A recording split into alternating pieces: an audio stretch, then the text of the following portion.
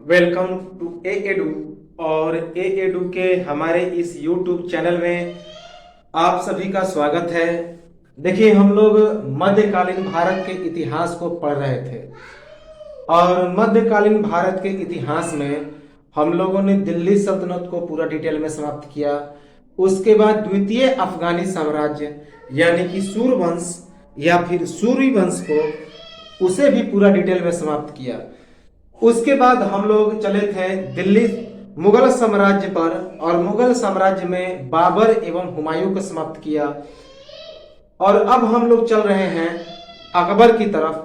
पिछले वीडियो में हमने अकबर के पूरा परिचय को देखा और इस वीडियो में हम लोग अकबर के सैन्य एवं आक्रमण एवं अभियानों की चर्चा करेंगे।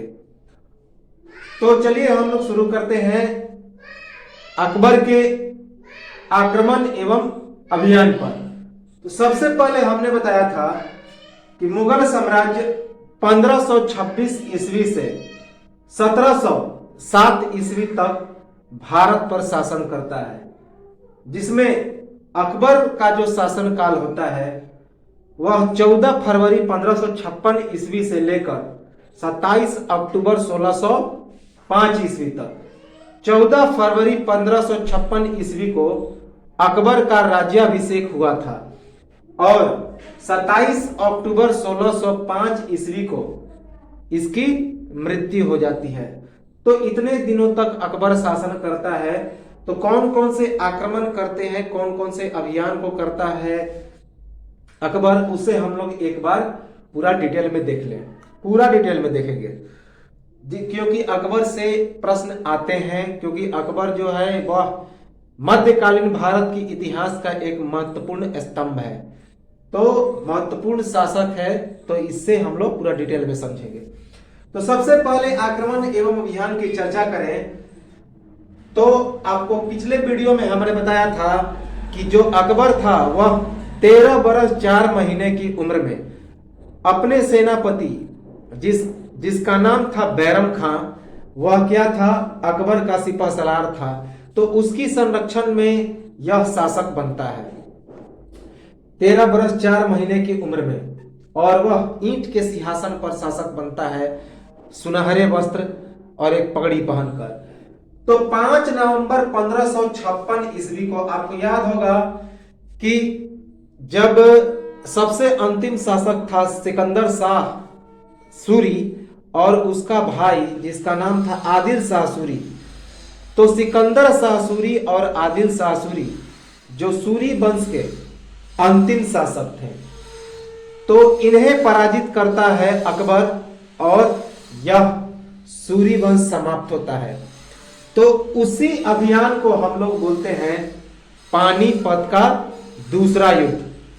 तो पानीपत का दूसरा युद्ध 5 नवंबर 1556 ईस्वी को पानीपत का द्वितीय युद्ध होता है।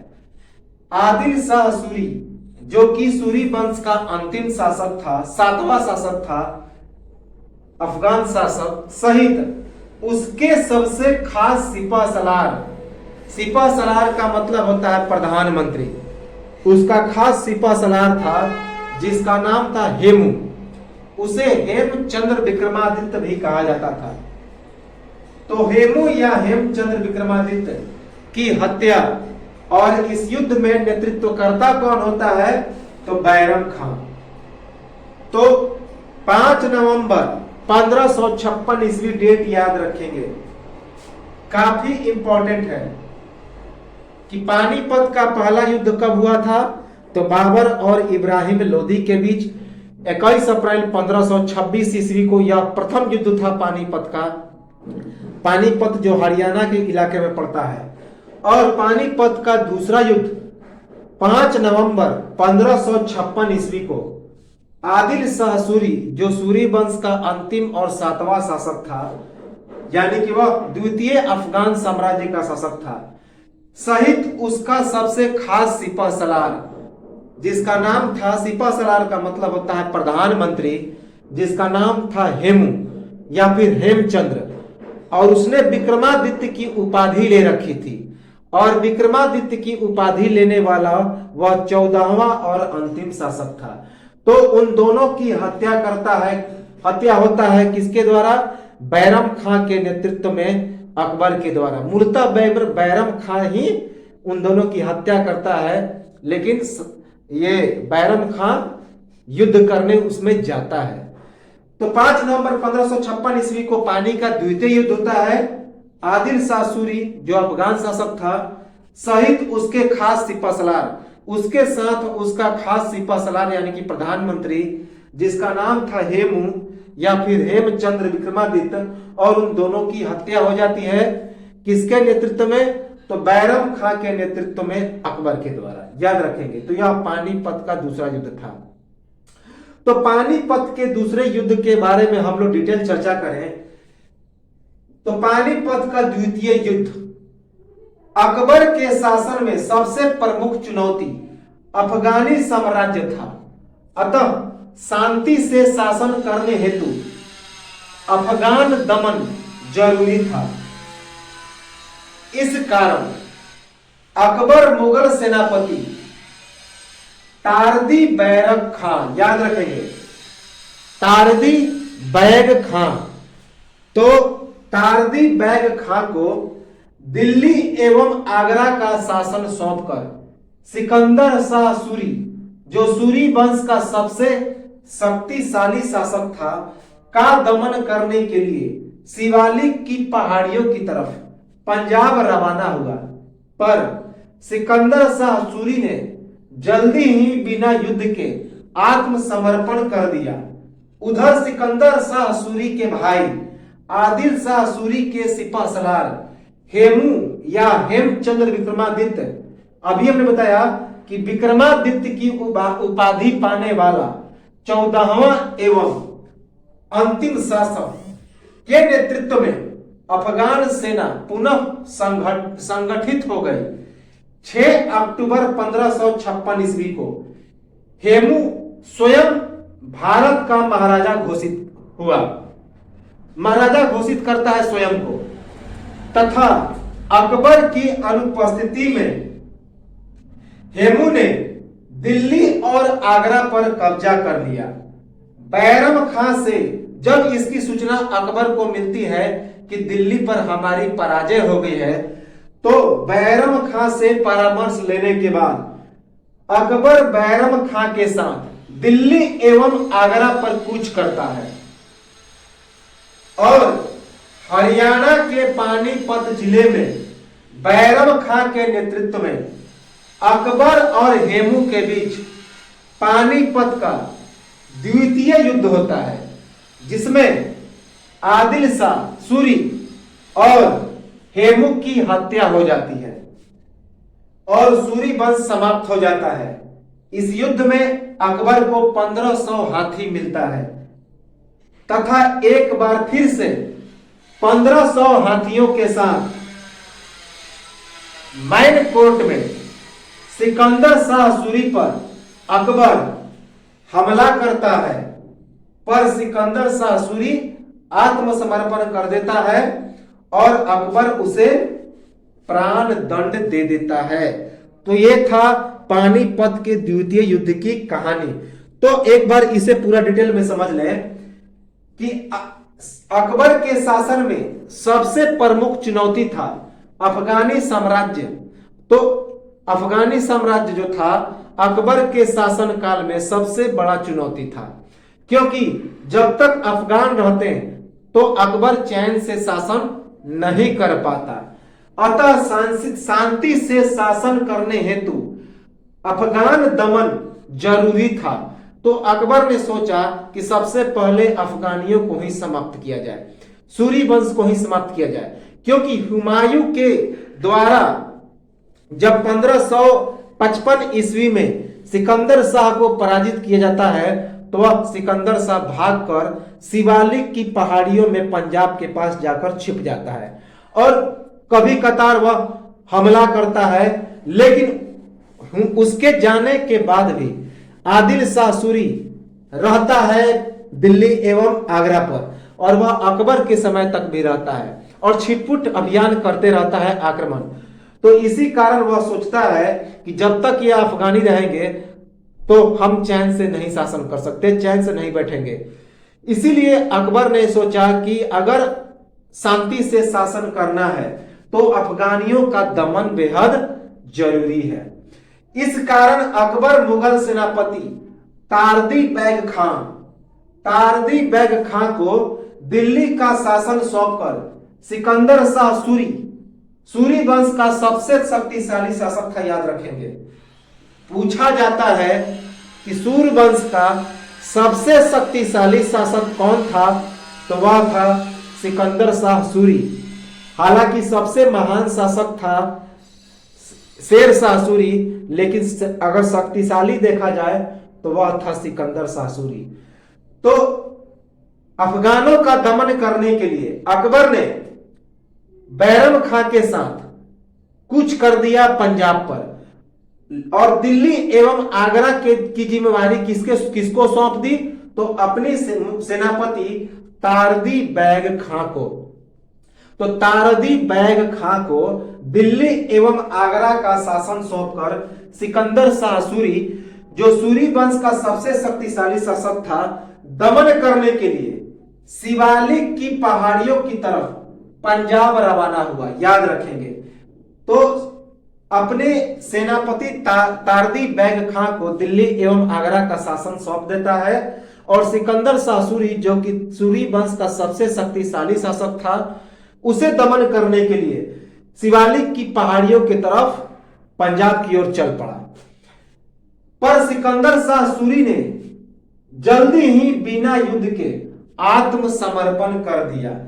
लेकिन अकबर ने जैसा सोचा था कि युद्ध करना पड़ेगा, पर युद्ध किए बिना ही सिकंदर शाह सूरी ने अकबर की तरफ अपना आत्मसमर्पण कर दिया। उधर सिकंदर शाह सूरी के भाई आदिल शाह सूरी के सिपह सलार हेमू या हेमचंद्र विक्रमादित्य, जो कि विक्रमादित्य की उपाधि पाने वाला 14वां एवं अंतिम शासक था, के नेतृत्व में अफगान सेना पुनः संगठित हो गई। तो जब वह पंजाब रवाना हो गया, तो इधर हेमू ने, जो कि आदिल शाह सूरी का खास सिपह सलार था, वह अपनी सेना को संगठित कर लेता है, और 6 अक्टूबर 1556 ईस्वी को हेमू स्वयं भारत का महाराजा घोषित कर दिया। काफी इंपॉर्टेंट है कि 6 अक्टूबर 1556 ईस्वी को अकबर के अनुपस्थिति में अपने आप को 6 अक्टूबर 1556 ईस्वी को अपने आप को भारत का महाराजा घोषित कर लिया, तथा अकबर की अनुपस्थिति में हेमू ने दिल्ली और आगरा पर कब्जा कर लिया। तो अपने आप को 6 अक्टूबर 1556 ईस्वी को महाराजा घोषित करता है हेमू, और दिल्ली और आगरा पर कब्जा कर लेता है। जब इसकी सूचना मिलती है अकबर को, कहां पे, पंजाब से लौटने के ही दौरान, पंजाब पे जब वह आत्मसमर्पण कर लेता है सिकंदर शाह सूरी, तो वह उसे छोड़ देता है सिकंदर शाह सूरी को। और इसकी सूचना जब अकबर को मिलती है कि दिल्ली एवं आगरा पर पुनः हिंदुओं का कब्जा हो गया है, हेमू का कब्जा हो गया है, तो वह दिल्ली की ओर कूच करता है। बैरम खां से परामर्श लेने के बाद अकबर बैरम खां के साथ दिल्ली और आगरा पर कूच करता है, हमला करता है दिल्ली और आगरा पर। और हरियाणा के पानीपत जिले में बैरम खां के नेतृत्व में अकबर और हेमू के बीच पानीपत का द्वितीय युद्ध होता है। याद रखेंगे, जिसमें आदिल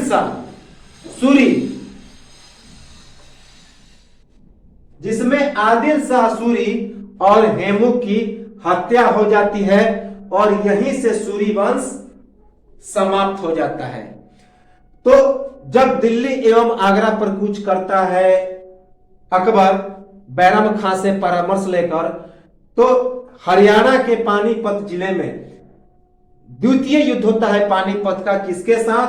तो आदिल शाह सूरी के नेतृत्व में हेमू के साथ, हेमचंद्र विक्रमादित्य के साथ। इसमें हेमचंद्र विक्रमादित्य की हत्या हो जाती है, आदिल शाह सूरी की भी हत्या हो जाती है और इस युद्ध में सूरी वंश समाप्त हो जाता है। इसके बाद सूरी वंश या फिर द्वितीय अफगान साम्राज्य भारत से समाप्त हो जाता है। इस युद्ध में अकबर को 1500 हाथी मिले तथा एक बार फिर से 1500 हाथियों के साथ मैनकोट में सिकंदर शाह सूरी पर अकबर हमला करता है, पर सिकंदर शाह सूरी एक बार फिर से आत्मसमर्पण कर देता है और अकबर उसे प्राण दंड दे देता है। तो एक बार फिर से 1500 हाथी तो जब पानीपत का द्वितीय युद्ध समाप्त होता है, पानीपत के द्वितीय युद्ध में 1500 हाथियों की प्राप्ति होती है अकबर को, और उसी 1500 हाथियों को लेकर अकबर एक बार फिर से मैनकोट में सिकंदर शाह सूरी, मैनकोट जो पंजाब के शिवालिक की पहाड़ियों में पड़ता है, वहीं पे छुपा हुआ था सिकंदर शाह सूरी। तो एक बार फिर से 1500 हाथियों के साथ मैनकोट पर हमला करता है, लेकिन सिकंदर शाह सूरी एक बार फिर से आत्मसमर्पण कर देता है और अकबर उसे प्राण दंड दे देता है। तो यह था पानीपत का द्वितीय युद्ध। यह इंपॉर्टेंट है मेंस राइटिंग, या फिर इसे पूरा डिटेल में ये हमने पूरा डिटेल में बताया है, तो इसे आप लोग एक खाका तैयार कर लेंगे, लिख लेंगे। इसके बाद 1561 ईस्वी में मालवा के शासक बाज बहादुर को पराजित कर मालवा पर विजय प्राप्त करता है, याद रखेंगे। यही अकबर के द्वारा बिना बैरम खां के संरक्षण में इसका प्रथम आक्रमण होता है। तो 1561 ईस्वी में मालवा के शासक बाज बहादुर को पराजित कर मालवा पर विजय प्राप्त करता है, जो प्रथम आक्रमण होता है।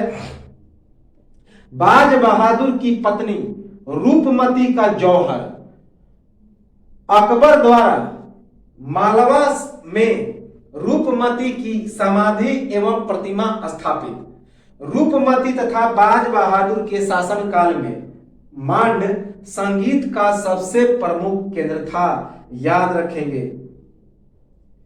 देखिए 1561 ईस्वी में अकबर का प्रथम अभियान होता है मालवा पर। तो 1561 ईस्वी में अकबर का प्रथम अभियान मालवा पर होता है और मालवा पर वह विजय प्राप्त करता है। मालवा का जो राजा था बाज बहादुर, उसे वह पराजित करता है और बाज बहादुर की पत्नी जिसका नाम था रूपमती, इसके बाद जौहर कर लेती है, यानी कि आग में कूदकर आत्महत्या कर लेती है।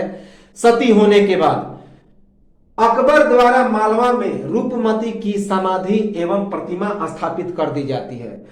तो इसके बाद जब रूपमती जौहर कर लेती है, तो अकबर रूपमती की एक समाधि और प्रतिमा उस मालवा में बना देता है। रूपमती तथा बाज बहादुर के समय मालवा में एक जगह था मांडू। तो मांडू संगीत का सबसे प्रमुख केंद्र था और वहीं का था बैजू बावरा, जो कि तानसेन से मुकाबला करने आता है गायन के क्षेत्र में, जिसकी कहानी भी कई किताबों में प्रसिद्ध है। तो 1561 ईस्वी में अकबर का सबसे प्रथम आक्रमण बिना संरक्षक के, बिना बैरम खां के संरक्षक के मालवा पर होता है और मालवा के शासक बाज बहादुर को पराजित करता है। बाज बहादुर की पत्नी इसके बाद जिसका नाम था रूपमती, वह जौहर कर लेती है, यानी कि आग में कूदकर आत्महत्या कर लेती है। इससे प्रसन्न होकर, इससे यूं कह सकते हैं कि नाखुश होकर, इससे उत्साहित होकर अकबर ने रूपमती की एक समाधि और एक प्रतिमा कहां पे बनाता है? तो मालवा में बनाता है। और रूपमती और बाज बहादुर के समय मालवा में एक जगह था मांडू, जो संगीत का सबसे प्रमुख केंद्र हुआ करता था। बैजू बावरा नामक एक महत्वपूर्ण संगीतकार वहीं का था। 1561 ईस्वी में मछलीवाड़ा के युद्ध में 1561 ईस्वी में मच्छीवाड़ा के युद्ध में बैरम खां द्वारा पराजित दौलत खां के पुत्र मुबारक खां द्वारा हत्या। अकबर की माता मनगा धाय माता की षड्यंत्र के कारण, याद रखेंगे कि बैरम खां द्वारा हत्या, किसकी हत्या हो जाती है? तो बैरम खां की। तो याद रखेंगे कि 1561 मच्छीवाड़ा का युद्ध हुआ था हुमायूं और दौलत खां लोदी के बीच। आपको याद होगा कि उस मच्छीवाड़े के युद्ध में जो 1554 ईस्वी को हुआ था, उस मच्छीवाड़े के युद्ध में हुमायूं ने दौलत खां की हत्या कर दी थी। कहां पे? तो पाटन में। तो वही पाटन गुजरात के पाटन नगर में उसका पुत्र था जिसका नाम था दौलत खां का पुत्र। दौलत खां क्या था? अफगानी था। तो उसका पुत्र जिसका नाम था मुबारक खां, और उस युद्ध में बैरम खां ने हुमायूं की सहायता की थी। तो मुबारक खां इसी का इंतजार कर रहा था बैरम खां की हत्या करने के लिए। तो यह मौका मिला कब? 1561 ईस्वी में, कि 1561 ईस्वी में मच्छीवाड़ा के युद्ध में बैरम खां द्वारा पराजित हुआ दौलत खां लोदी के पुत्र मुबारक खां द्वारा हत्या हो जाती है। किसकी? बैरम खां की। और इस हत्या में अकबर की सौतेली माता जिसका नाम था मनगा धाय माता की षड्यंत्र के कारण होती है। गुजरात के पाटन नगर में इसकी हत्या होती है बैरम खां की। गुजरात के पाटन नगर में, याद रखेंगे, काफी इंपॉर्टेंट है। बैरम खां को धाय माता के द्वारा भेजा गया जहां मुबारक खां पहले से मौजूद था। तो देखिए 1500 जब दौलत खां लोदी हुमायूं से पराजित होता है और दौलत खां लोदी की हत्या हो जाता है गुजरात के पाटन नगर में, और उसमें सहायता किया था बैरम खां ने हुमायूं की। तो उसी हत्या के बाद उसका पुत्र मुबारक खां इसी इंतजार में था कि कब मौका मिले और बैरम खां की हम हत्या करें। तो 1561 ईस्वी में उसे मौका मिलता है। कब? अकबर की माता धाय मनगा के षड्यंत्र के कारण। तो बैरम खां जो धाय मनगा थी वह बैरम खां को गुजरात के पाटन नगर में किसी काम से भेजती है, लेकिन पाटन नगर में पहले से ही दौलत खां लोदी का पुत्र जिसका नाम था मुबारक खां, वह इंतजार करते रहता है बैरम खां का। और जैसे ही बैरम खां पाटन नगर में पहुंचता है तो मुबारक खां मौका देखकर बैरम खां की हत्या कर देता है। तो 1561 ईस्वी में मच्छीवाड़ा के युद्ध में बैरम खां द्वारा पराजित हुआ दौलत खां लोदी के पुत्र मुबारक खां द्वारा बैरम खां की हत्या हो जाती है। अकबर की माता धाय मनगा की षड्यंत्र के कारण गुजरात के कहां पे? पाटन नगर में बैरम खां को धाय माता के द्वारा भेजा गया था जहां मुबारक खां पहले से मौजूद था। 1561 ईस्वी में चुनार के किले पर विजय, याद रखेंगे, चुनार के आजम खां की अकबर के सेनापति आसफ खां द्वारा पराजय, इंपॉर्टेंट है। तो 1561 ईस्वी में ही अकबर ने चुनार के किले को जीता, और चुनार के किले पर जीत के लिए किसे पराजित किया? तो आजम खां को। और अकबर की तरफ से कौन लड़ा था? तो आसफ खां, जो इलाहाबाद का राज्यपाल था, सूबेदार था। तो 1561 ईस्वी में अकबर चुनार के किले पर विजय प्राप्त करता है। चुनार के आजम खां की पराजय होती है किसके द्वारा? तो अकबर की तरफ से इलाहाबाद के गवर्नर जिसका नाम था आसफ खां, उसके द्वारा, आसफ खां के द्वारा। 1562 ईस्वी में आमेर या आम्बेर अभियान होता है, याद रखेंगे, आमेर या आम्बेर अभियान। राजा भारमेल जिसका नाम था बिहारी मल का बिना युद्ध के आत्मसमर्पण। तो 1562 ईस्वी में आमेर या फिर जिसे आम्बेर भी कहा जाता है, तो अकबर आमेर या आम्बेर का आक्रमण करता है, आमेर का अभियान करता है। और आमेर के राजा जिसका नाम था राजा भारमल, तो राजा भारमल क्या करता है? अकबर के दरबार में प्रवेश करता है। जब अकबर के दरबार में प्रवेश करता है और जैसा ही प्रवेश करता है तो अकबर उससे संबंध स्थापित कर लेता है, अर्थात अपनी पुत्री हरखा बाई जिसका नाम था जोधा भाई, उसका विवाह करता है किससे? अकबर से। विवाह उपरांत हरखा बाई मरियम उज जमानी के नाम से प्रसिद्ध हो जाती है और वह मुस्लिम धर्म को अपना लेती है और राजपूत धर्म को सदा के लिए त्याग देती है। जोधा बाई को मुस्लिम बनने के बाद आगरा में कोई स्थान नहीं मिला, बल्कि भरतपुर का एक छोटा सा गांव मिला। 1623 ईस्वी में जहांगीर के समय इसकी मृत्यु हो जाती है जोधा भाई की, और उसके सम्मान में जहांगीर एक मस्जिद का निर्माण करता है। अकबर के द्वारा राजा भारमेल को दरबार में सबसे ऊंचा स्थान मिला था। याद रखेंगे कि किसे सबसे ज्यादा ऊंचा स्थान मिला था अकबर के दरबार में? तो राजा भारमेल को। और साथ ही साथ उसके बाद भगवान दास जो कि राजा भारमेल का पुत्र था, उसे अकबर के दरबार में उचित सबसे अच्छा स्थान मिला। और अंत में जो सबसे अच्छा स्थान मिला उसे मिला मान सिंह को, जो कि भारमेल का पौत्र था, यानी कि नाती था। तो याद रखेंगे कि इसके बाद राजपूतों से पूरा गहरा संबंध स्थापित हो गया अकबर का, और खास करके पूरा हिंदुओं से भी एक अच्छा संबंध स्थापित हो गया अकबर का। तो 1562 ईस्वी में आमेर का अभियान होता है अकबर का।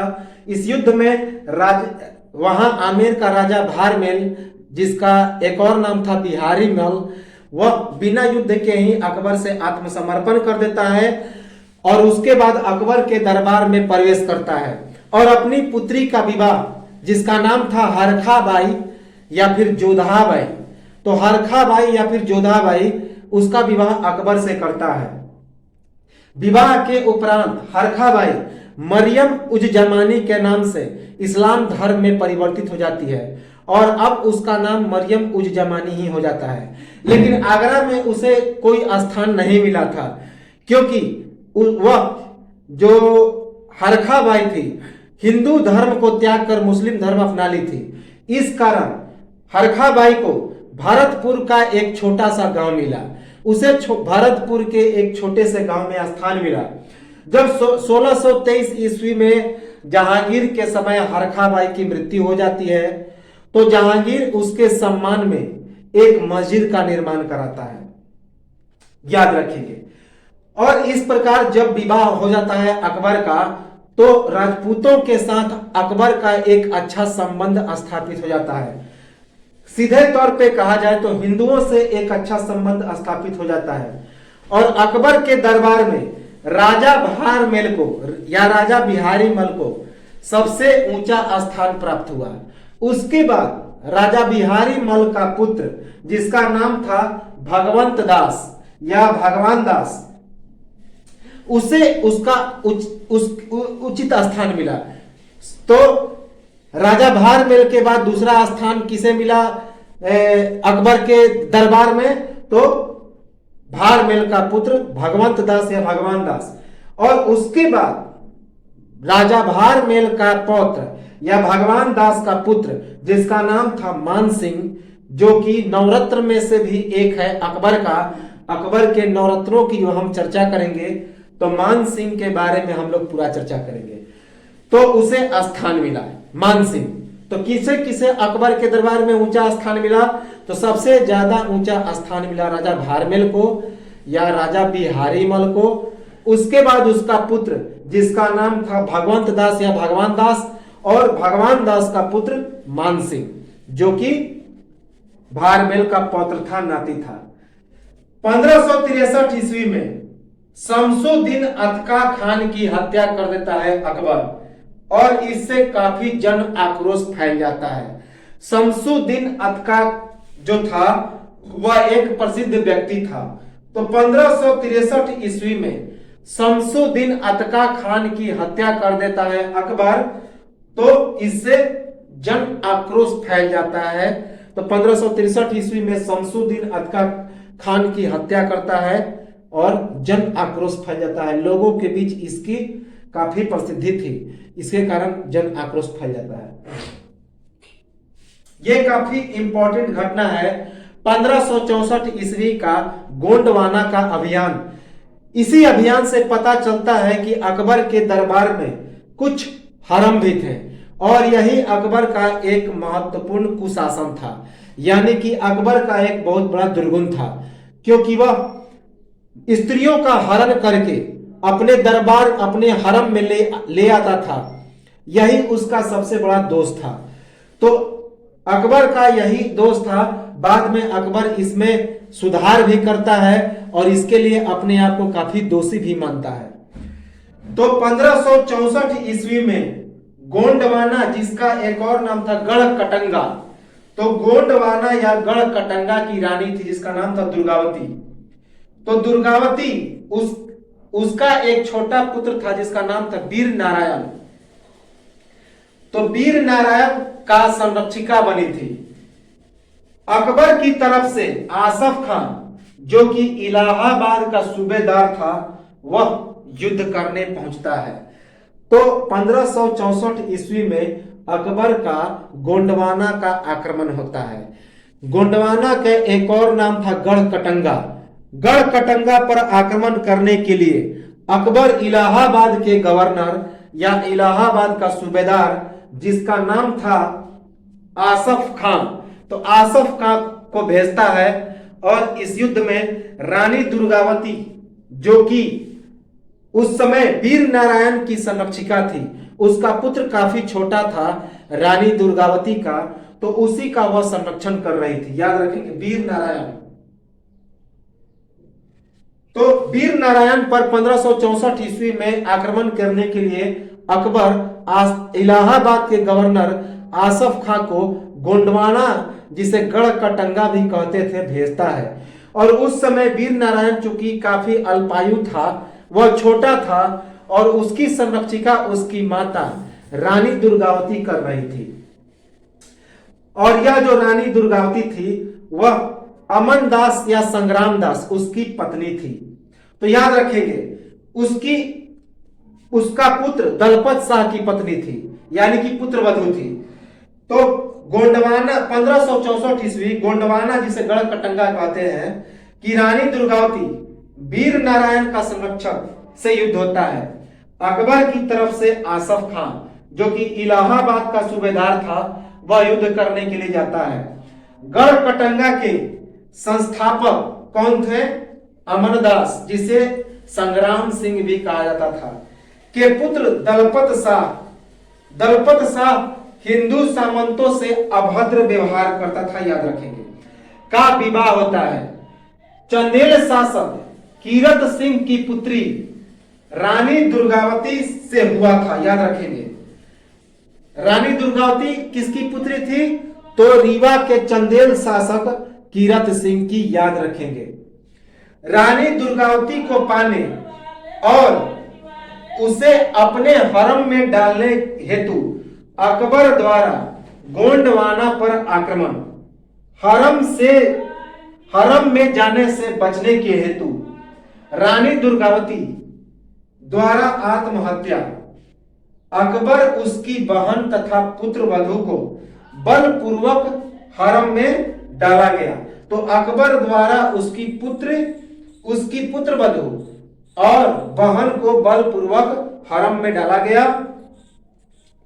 पराजित शत्रुओं द्वारा अपने परिवार एवं परिचारिका वर्ग में चुनी हुई महिलाओं को हरम में डाले जाने की शुरुआत हो गई।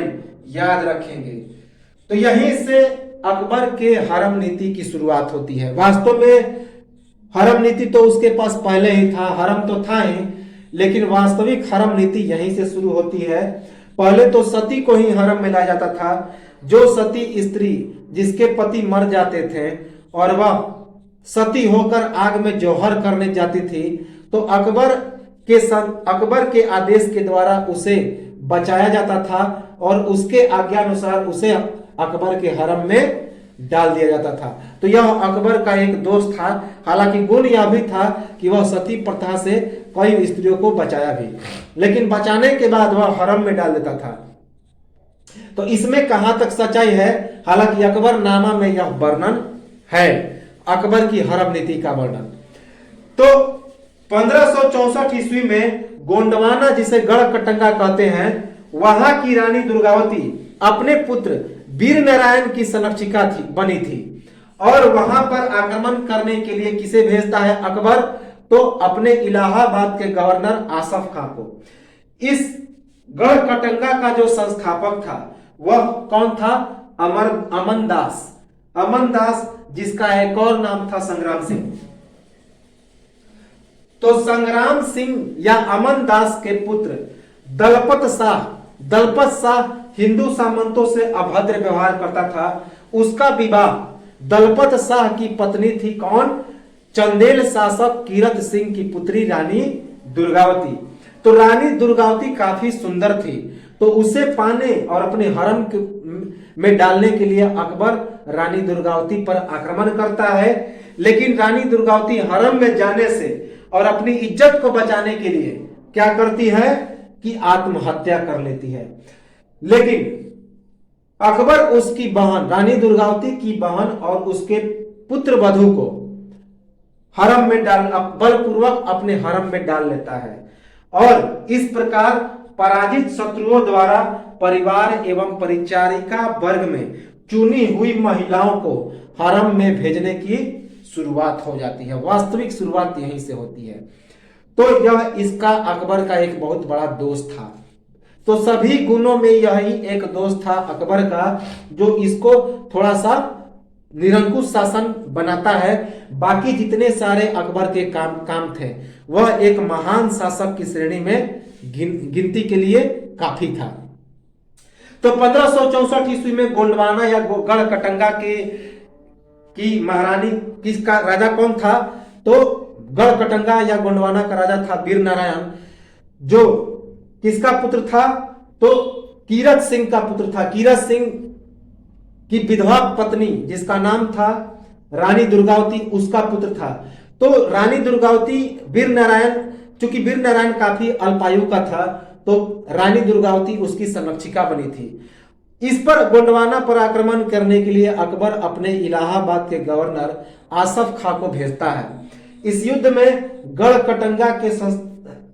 युद्ध में रानी दुर्गावती अपनी इज्जत को बचाने के लिए, उसे पता चल गया था कि अकबर उसे मारने नहीं बल्कि अपने हरम में डालने के लिए आया है। तो इसलिए अपनी जान और इज्जत को बचाने के लिए जो रानी दुर्गावती थी वह आत्महत्या कर लेता है। लेकिन इसके बाद अकबर उस रानी दुर्गावती की बहन और उसके पुत्र वधू को अपने हरम में डाल दिया और इसके बाद पराजित शत्रुओं द्वारा अपने परिवार एवं परिचारिका वर्ग में चुनी हुई महिलाओं को हरम में भेजने की शुरुआत हो गई। रानी दुर्गा और गढ़कटंगा का संस्थापक कौन था?